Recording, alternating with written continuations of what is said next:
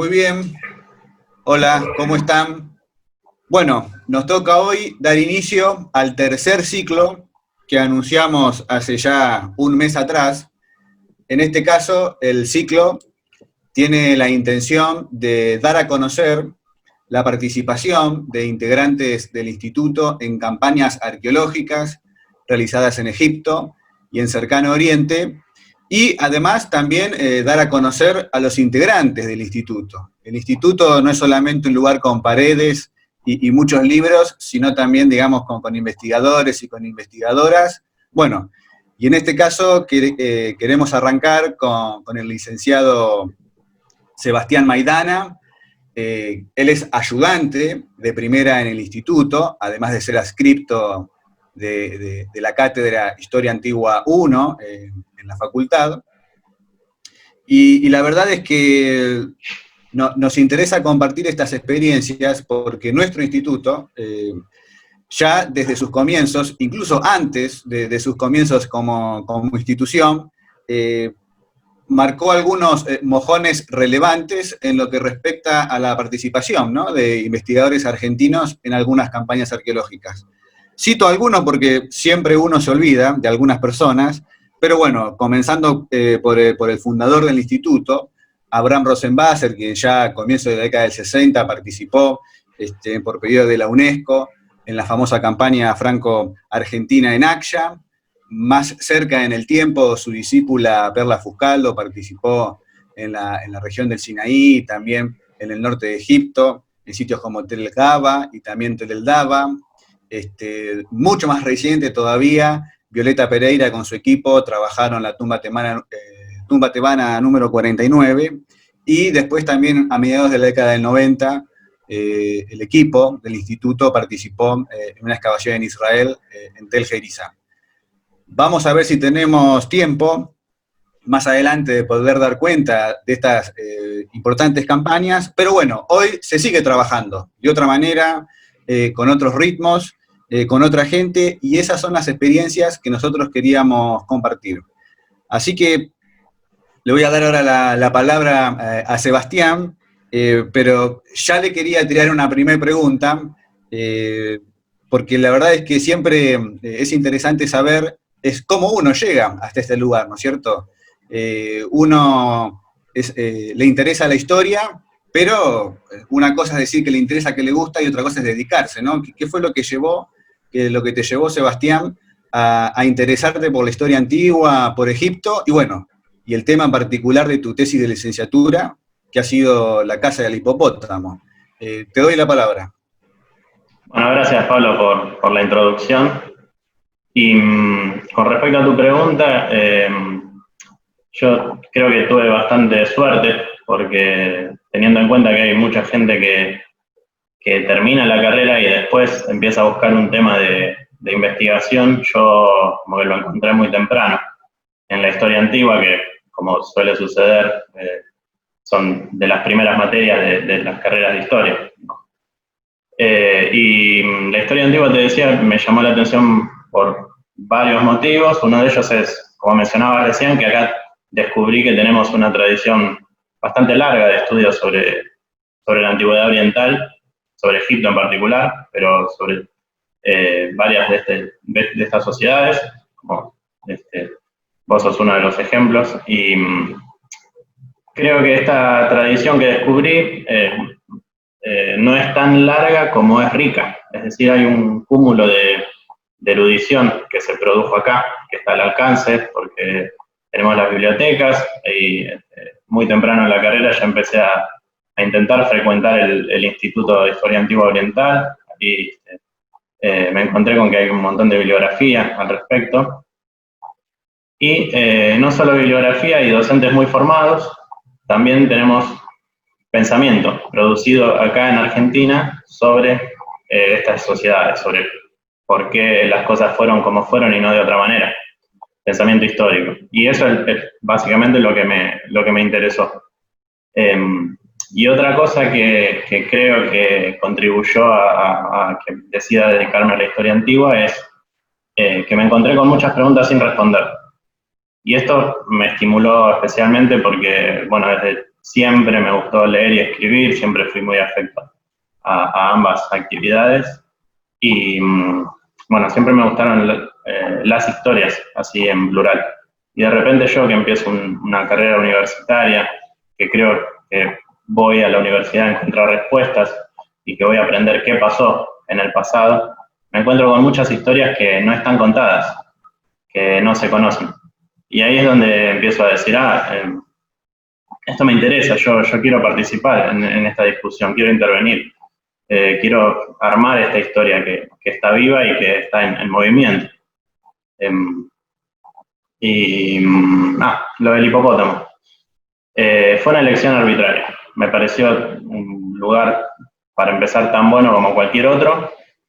Mi tesis de licenciatura se centró en las imágenes de cacería de hipopótamos en un periodo particular de la historia de Egipto, que es el predinástico, es decir, el periodo inmediatamente anterior a los faraones. Y creo que fue una buena elección, porque tenía la ventaja de que de este mismo instituto hay mucho estudio sobre el predinástico, así que tenía el camino bastante allanado, digamos.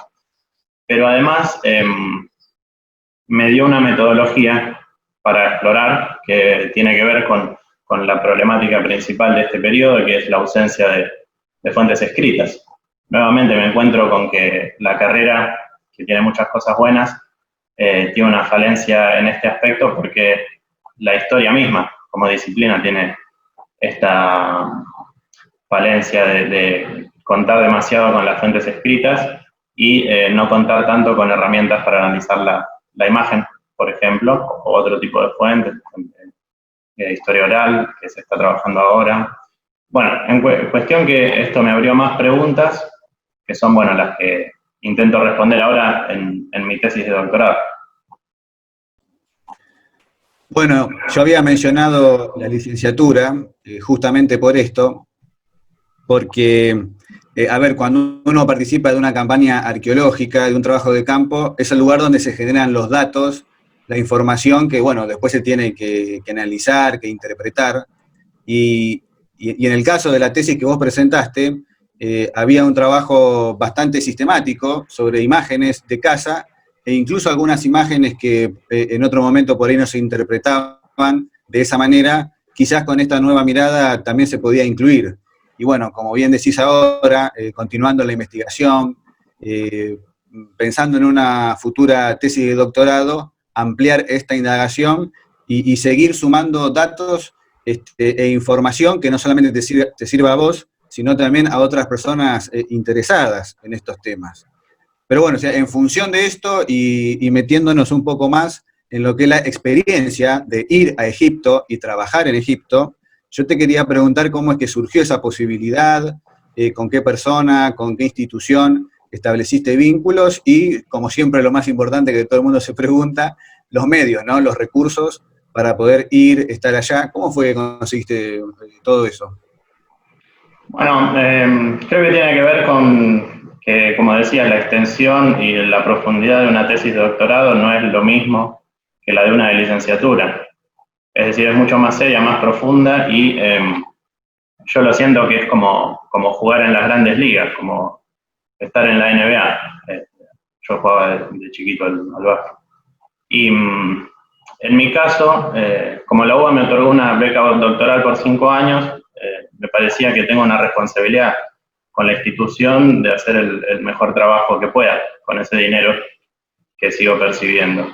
Y también, a su vez, tengo una responsabilidad con los colegas que quedaron afuera de la beca, por ejemplo, si no los estaría estafando, y con mi director, que depositó su confianza, tiempo y conocimientos en mí. Entonces, con ese pensamiento de no hacerle perder el tiempo a nadie, me empecé a contactar con gente que está en estas discusiones sobre las que intento intervenir. Es decir, un trabajo doctoral tiene la intención de discutir los trabajos que se vienen produciendo y estar a un mismo nivel. Por lo tanto, me contacté con otros investigadores, así fue como logré dar con la doctora Benoît Lagrave, del IRD de París, del Instituto de Desarrollo e Investigación. Y gracias a una beca de movilidad de la Universidad de Buenos Aires, nuevamente, tuve la posibilidad de ir a estudiar unos meses con ella en Francia, en 2018, que la verdad que fueron meses bastante frenéticos de reunirme con ella constantemente, con otros investigadores que ella me iba presentando y que estaban disponibles ahí en el IRD, de leer todo lo que podía, de acudir a las bibliotecas, leer y lo que no podía leer en el momento, fotografiarlo en el celular para leerlo a la noche o traerlo acá a Buenos Aires. Pude aprovechar para participar de un congreso internacional de arte rupestre que se hizo en Italia.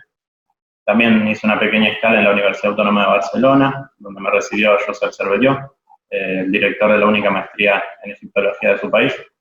Y también tuve la oportunidad de compartir experiencias y charlas con los becarios de allá.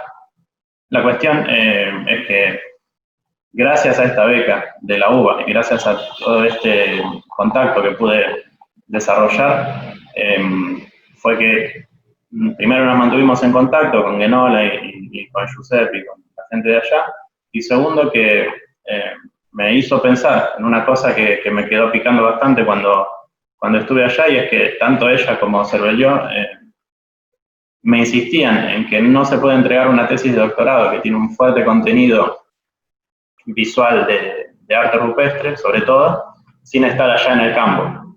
Y en el momento, la verdad que pensé dos cosas, que estaba demasiado lejos, o sea que no tenemos las mismas posibilidades, nosotros, ellos que cruzan el Mediterráneo y nosotros que tenemos que cruzar un océano para ir allá, y bueno, eso básicamente, que ellos son europeos, entonces te dicen, bueno, hay que ir y no sé qué, pero nosotros no podremos. Cuestión que seguí con mi investigación en ese convencimiento y en algún punto me convencí de que era verdad lo que dicen, que no es lo mismo ver fotos o dibujos o verlo en la computadora que hacer la experiencia de campo. Además de que hay muchos petroglifos que no están publicados. Bueno, la cuestión es que me convencí de que tenía que ir sí o sí, y entonces le escribí a Genola un mail preguntándole si estaba la posibilidad de ir a su expedición, y me contestó que sí, me invitó muy cordialmente a formar parte de su equipo en la expedición de este año, de 2020. El otro problema que quedaba, que es el de la financiación, por suerte lo pude resolver nuevamente. La UBA confió en mí y me dio una beca para movilidad internacional. Como integrante del IAO tengo un cargo docente y eso me permitió aplicar esta beca, de forma que me pagaron el pasaje y pude participar de esta expedición. Bueno, es muy importante esta experiencia previa en el continente europeo que veo que aprovechaste, recorriendo distintos países, conociendo distintas personas, y bueno, también la buena voluntad de estos grandes especialistas de aconsejarte de cuál es el camino que deberías seguir para poder hacer una tesis de doctorado que esté a la altura, ¿no?, de lo que implica la disciplina. Pero bueno, metiéndonos ahora concretamente, ¿no? O sea, ¿a qué lugar fueron? ¿En qué consistía el trabajo? ¿Cuál fue tu participación? ¿Y cómo se vincula esta campaña, esta experiencia, con los temas de tu tesis que estás investigando? Bueno, esta es la parte interesante, así que déjame que comparta la pantalla. Este es el Wadi, una vista general desde arriba de una colina, y es un sector del desierto oriental de Egipto, conocido como Wadi Abu Zubeira. La palabra Wadi simplemente se refiere al lecho de un río prehistórico que se secó en la antigüedad, y cuando el ser humano comenzó a ocupar esa zona, los wadis fueron una suerte de redes de caminos que permitían moverse entre puntos del desierto del Sahara, ¿no? El Wadi Abu Zubeira se encuentra a una docena de kilómetros al norte de la ciudad de Asuán, que está casi en el límite entre el moderno Egipto y Sudán. Recordemos que el límite está dado por el lago Nasser. El lago Nasser está en la frontera entre ambos países. Este es un lago artificial creado justamente por la inundación, producto de la represa de Asuán. Para tener una idea, son casi 1000 kilómetros desde el Cairo hasta este lugar, hasta Asuán. Esto es Harb Asuán, que es la aldea nubia donde nos hospedamos. No nos quedamos en la ciudad de Asuán, sino en este pueblo que queda del otro lado del río. Harb es para la palabra para oeste, según tengo entendido, de modo que está en la margen occidental del río Nilo. A 1 kilómetro de este lugar, al sur, hay una serie de tumbas excavadas en la montaña del Reino Antiguo, Cubet el Agua, que es una concesión excavada por la misión de la Universidad de Jaén, de España. Ellos se quedaban en la misma casa que nosotros, de modo que a la noche teníamos tiempo de compartir experiencias y charlar con estos colegas y tener la posibilidad de hablar en mi idioma por un rato. Vamos a ver fotos del sitio. Acá tengo algunas. Estas son las dos tipos de topografía que se encuentran en el Wadi. El cielo siempre está así, siempre está celeste porque no hay una nube, por lo menos nunca había una nube en esa zona del desierto del Sahara. Esta fue una campaña muy corta y especial. Primero por una serie de problemas burocráticos, tanto de los franceses como de los egipcios. Luego por esta tormenta de arena que vemos en una foto a la izquierda, que impidió que fuéramos al sitio ese día. Y finalmente, como todos nos vimos afectados de alguna manera u otra, el COVID-19 obligó a las autoridades del país a cerrar las fronteras, así que tuvimos que levantar campamento con anterioridad a lo que planeábamos. Pero de todas maneras tuvimos varios días de poder ir al campo, recorrer a pie grandes extensiones del Wadi. Esto es algo que no es común para los arqueólogos, que están acostumbrados a estar en un mismo sitio excavando. Pero bueno, no es la misma metodología la que se utiliza cuando uno prospecta arte rupestre. Muchos de los petroglifos ya habían sido descubiertos por campañas anteriores, que yo no les mencioné, pero el IRD tiene una presencia en el sitio anual desde el 2013. Otros petroglifos eran nuevos para nosotros, ¿no? Desconocidos para los occidentales. Así que me interesa mostrarles algunos de estos petroglifos. Acá, por ejemplo, tenemos arriba y abajo lo que son los dos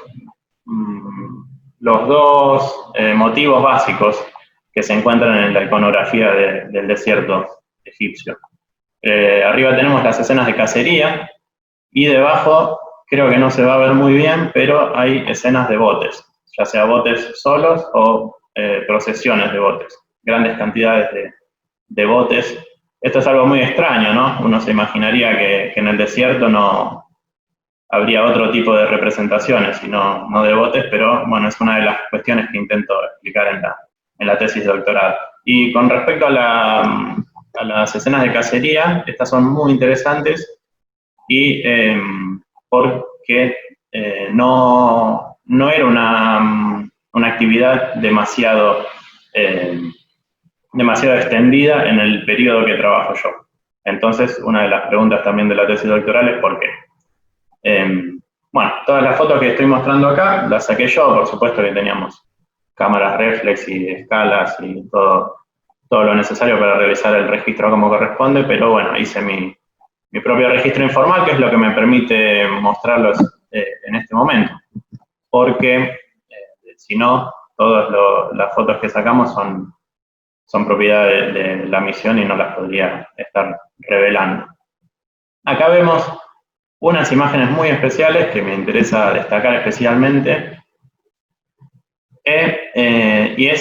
son estos personajes extraños que llevan una serie de atributos que señalan que tienen algún tipo de importancia en la comunidad.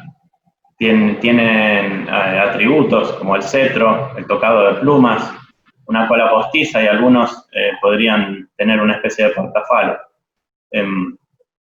Una cosa que observamos con respecto al arte rupestre, que es básicamente lo que hace que yo tenga que estar ahí en el lugar y no sea lo mismo verlo en una pantalla de computador, es que estas imágenes no eran hechas solamente para transmitir una idea o para dar información. Están hechas para influir de alguna manera en el contexto en el que están escritas. Por ejemplo, acá vemos que este personaje, el de la izquierda, tiene un efecto ordenador sobre los animales, que están dispuestos alrededor de él, pero en fila. Incluso este ave, que es totalmente excepcional para la época y que podría ser un halcón, como los que en tiempos posteriores simbolizan al dios Horus, también está en la misma línea del resto de los animales. Y el otro personaje también es un líder reinástico, es muy interesante. Y este tipo de imágenes nos lleva a pensar el liderazgo en este periodo. ¿Quiénes eran estos líderes de la comunidad antes del Estado egipcio? ¿Cómo manifestaban su poder o su prestigio? ¿Cómo surgían? ¿Cómo efectuaban ese dominio sobre quién también? Son todas preguntas muy interesantes que no están respondidas de ninguna manera y que intento responder en mi tesis de doctorado. Y otra cosa que llegamos a notar, hablando de esto de influir en el entorno, fue por error.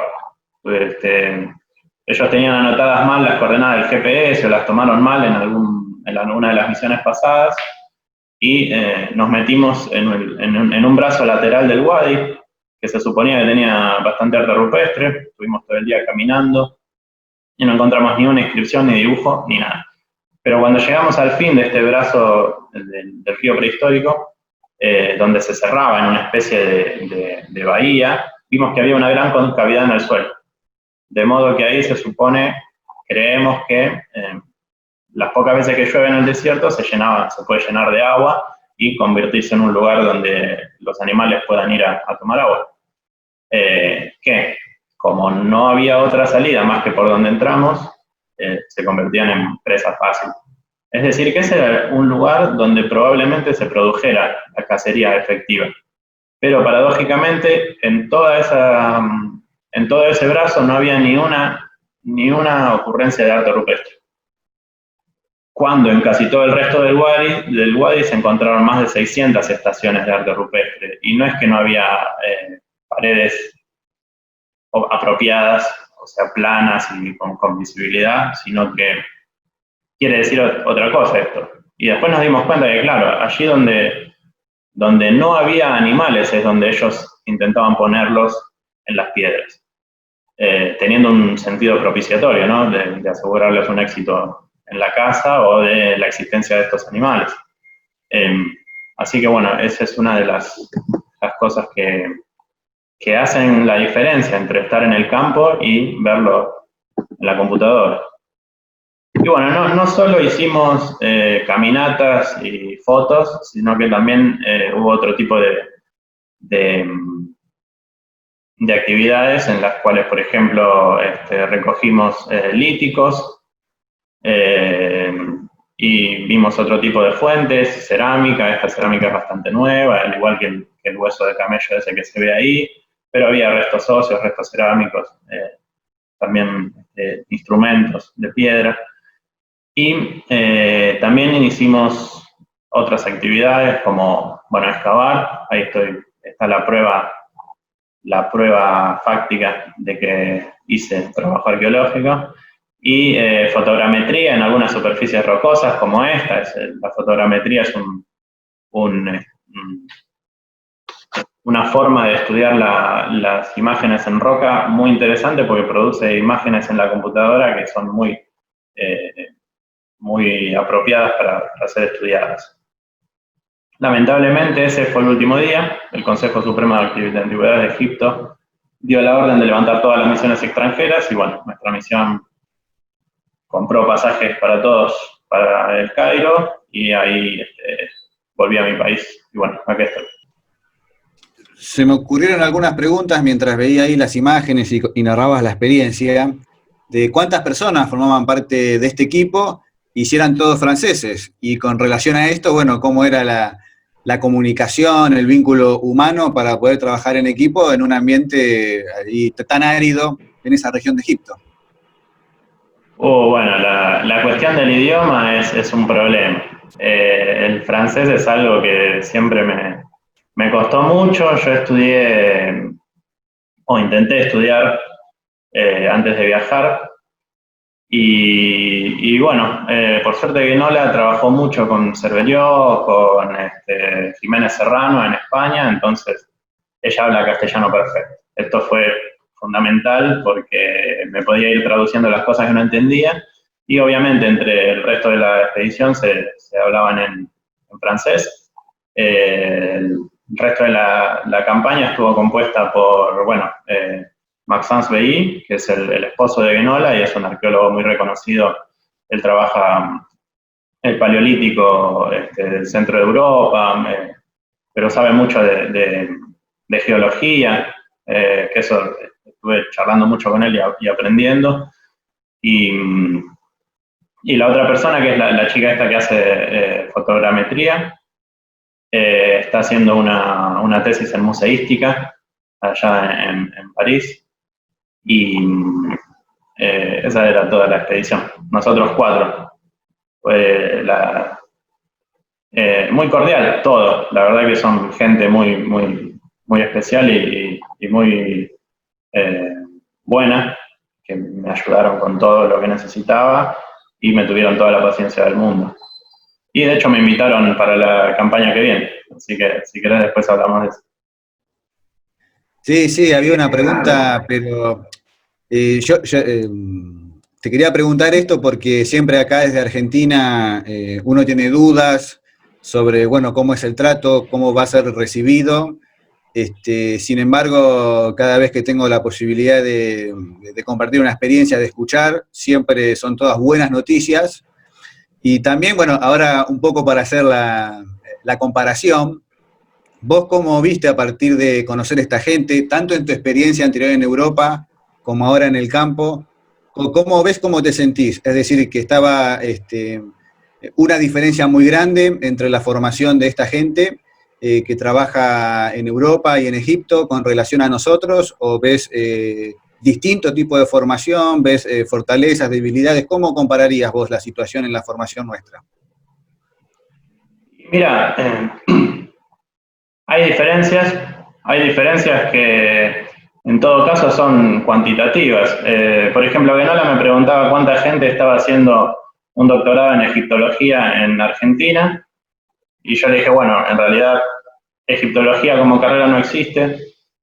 Doctorado en historia con una orientación en Egipto, creo que somos 2 los que estamos realizando, 3. Bueno, uno es Marcos Cabobian, un colega del instituto, que es un número bastante bajo, teniendo en cuenta que en Francia hay decenas de personas. Tampoco es una cuestión que es súper popular la egiptología y eso.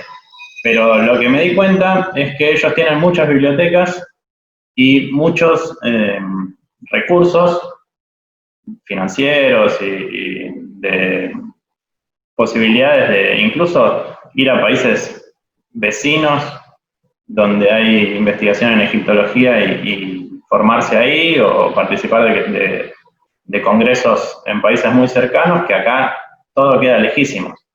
Pero acá lo que tenemos es justamente la posibilidad de pensar distinto. Como decía, eso que cuando me encontré con pensamiento producido acá, es cualitativamente distinto al pensamiento que se genera allá, cuando se genera. De modo que no creo que haya una diferencia tan grande a la hora de poder producir una tesis de calidad. Veremos cómo sale. Pero otra cosa que me llamó la atención es, por ejemplo, la misión el Wadi Abu Zubayr está dividido en 2 concesiones. Una concesión al norte y una concesión al sur. Una está dirigida por la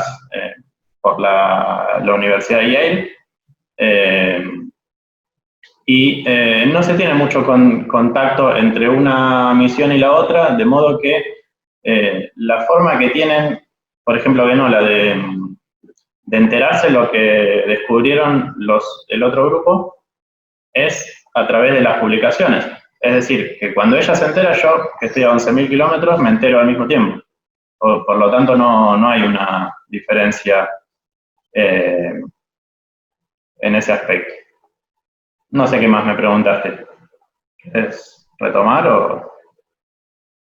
Sí, está bien en esta cuestión un poco de comparar las trayectorias y cómo se siente uno cuando se encuentra con colegas de otros espacios, pero también antes de llegar al punto de la posibilidad de volver a ir en un mundo post-COVID o conviviendo con el COVID, si además de haber participado de la campaña habías tenido la posibilidad de visitar sitios arqueológicos o museos, bibliotecas ahí en Egipto, en esta idea, bueno, tratar de consultar lo más posible, en el menor tiempo posible, que siempre es imposible, y más en Egipto, que la verdad es un lugar para estar años. Sí, tal cual.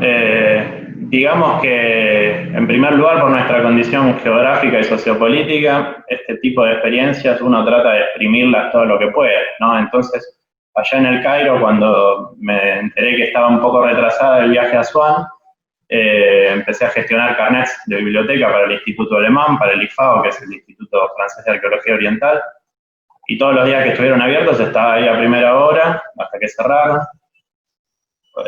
Por ejemplo, ahora que me acuerdo, en el IFAO pude consultar un libro sobre arqueozoología egipcia, que acá nunca llegó, es muy nuevo y no tenemos acá en nuestras bibliotecas ninguno de estos libros, entonces, de modo que pude leerlo, escribir una reseña y ahora está por salir publicada en la revista del IAO. De modo que este tipo de experiencias también sirven para eso, para poder trasladar el conocimiento, poner a disposición de un público mayor las actividades que hacemos y las que están pasando alrededor de la Tierra también. Pude visitar el Museo del Cairo, fue una experiencia medio extraña, estaba prácticamente vacío, porque ya habían empezado a cerrar el acceso a los turistas, por ejemplo, turistas chinos no podían pasar ya al país, y estaba, no sé, había 20 personas en todo el museo y yo. Así que sí, me parece un trabajo fundamental todo eso para mi tesis, digo, ¿no?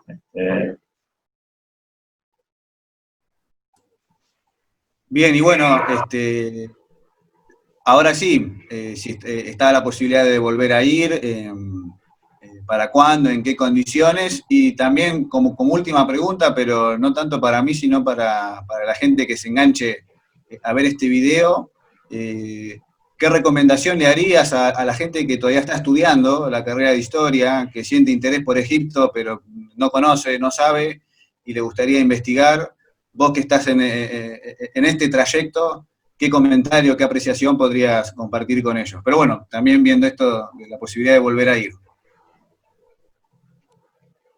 Y bueno, los papeles para la campaña del año que viene están presentados. Es en febrero, así que está medio complicado el tema. Pero bueno, si se dan las condiciones, allí estaré nuevamente. Si se reprograma, también trataré de ir. Y si no se puede el año que viene, será el otro.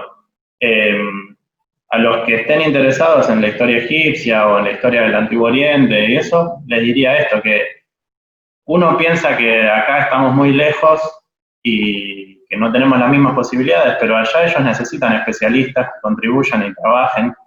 Como te decía, era una campaña muy chica, yo me imaginaba que, no sé, había 30 personas, todas especialistas, y yo iba a estar ahí todo chiquitito, pero no. Pude compartir y charlar de igual a igual, discutir, ¿qué te parece esto? ¿Es una vaca, este animal, o es un gato, o lo que sea? Y tomaban en cuenta mis sugerencias y mis opiniones, y yo las de ellos, o sea que hubo un intercambio muy fluido, y me parece que esta es la experiencia general. No creo que haya tenido tanta suerte. Además, como decía antes, al principio, hay muchas historias por contar todavía. O sea que trabajo hay. Y, bueno, el tema de la financiación, que puede parecer un poco más complicado, pero bueno, cuando no lo fue, ¿no? Para ellos también, incluso, porque ahí en Italia charlé también con Stan Hendricks, uno de los especialistas más importantes en mi campo de estudios, que son los estudios predinásticos, y me decía que ahí en Bélgica, donde está él, no hay financiación, que no tienen plata para mandarlo a él, que es un intelectual de primer nivel, en campaña a Egipto. En Alemania, en Francia, son probablemente, y en España con algunas... esos tres países serían básicamente los que mandan expediciones, y Polonia también, a Egipto. O sea, se necesitan especialistas, hay historias por contar y hay posibilidades para viajar. Me parece interesante destacar que acá hay un instituto de historia antigua oriental que está funcionando y que está poblado de muchos profesionales serios, que uno tiene la posibilidad de acercarse, de tocar la puerta en cualquier momento, no ahora, pero cuando todo esto pase, y alguien le va a abrir la puerta y le va a resolver las dudas que tenga, lo va a lograr interiorizar en cómo es el trabajo, qué pasos tiene que dar, lo que sea. Y también hay una plataforma para publicar en castellano los trabajos que realizamos acá, que es la revista del Instituto de Historia Antigua Oriental. Hay universidades públicas que apoyan a sus investigadores, que me mandaron afuera 2 veces y bueno, quizás en el futuro lo vuelvan a hacer. Hay una decisión política de favorecer las investigaciones. Fíjate que el mismo día que yo viajaba a Egipto, el 1 de marzo, el presidente anunció que lo que él lidera es un gobierno de científicos. O sea, si todo esto no es tener apoyo para las vocaciones científicas y para la tarea que uno piensa hacer, no sé qué es. Entonces, nada, eso mi consejo sería, vayan para adelante, traten de contactarse con la gente y no tener miedo de eso, porque al principio yo tenía miedo de mandar un mail por ahí, cómo le caerá a la otra persona, pero en el 99% de las veces que envié un mail, así como una botella al mar, me respondieron lo más bien, me resolvieron todas las dudas, me enviaron bibliografía. Hay una conciencia en el resto del mundo de que hay que ayudarse entre sí, y hay una camaradería muy grande entre los investigadores de la historia antigua oriental, que es el ámbito que conozco yo. No quiero decir que en el resto de los campos no haya, seguramente sí. Así que bueno, las posibilidades están, hay que trabajar. Bueno, gracias, Bueno, Pablo. qué importante, sí, qué importante lo que decís, porque están las ganas, está la voluntad, y más allá de las limitaciones y de los problemas, existe una cierta estructura, existe también una red humana, y pensamos realmente que aquella persona que tenga ganas y sea seria y se vaya formando, seguramente puede también llegar a algún momento a tener este tipo de experiencias como vos nos has compartido. Bueno, en otro momento tendremos oportunidad de charlar, ahora sí, más en profundo sobre tus investigaciones, tus avances de investigación. Lo que queda por decir de mi parte es que comenten, hagan preguntas aquí en el canal de YouTube o por Facebook, los distintos medios. Así vemos después qué otro tipo de instancia, de intercambio podemos tener nosotros, los integrantes, con toda la gente que está interesada, y que esto no quede solamente en Sebastián o Pablo, sino que justamente como decías vos, Sebastián, esto es el esfuerzo de muchas personas, también es el esfuerzo del Estado, y es nuestro deber, ¿no es cierto?, también darlo a conocer a todas aquellas personas que tengan interés en estos temas. Así que, Sebastián, te agradezco mucho, me gusta mucho haber comenzado este ciclo compartiendo tu experiencia. Así que bueno, no tengo más nada que decir, simplemente anunciar que después seguiremos con otros integrantes, comentando también experiencias, no solamente en Egipto, sino como decía, cercano Oriente, como le decimos en nuestra materia, hoy Medio Oriente, de otros países. Así que bueno, Sebastián, mil gracias y te despido. Bueno, gracias a vos, Pablo, gracias a todos por ver, y ojalá sirva mi experiencia, o no sé, resulte interesante para alguno, y si logramos que alguien se decida a estudiar la historia antigua, mejor todavía. Pero bueno, gracias y salud. Chao.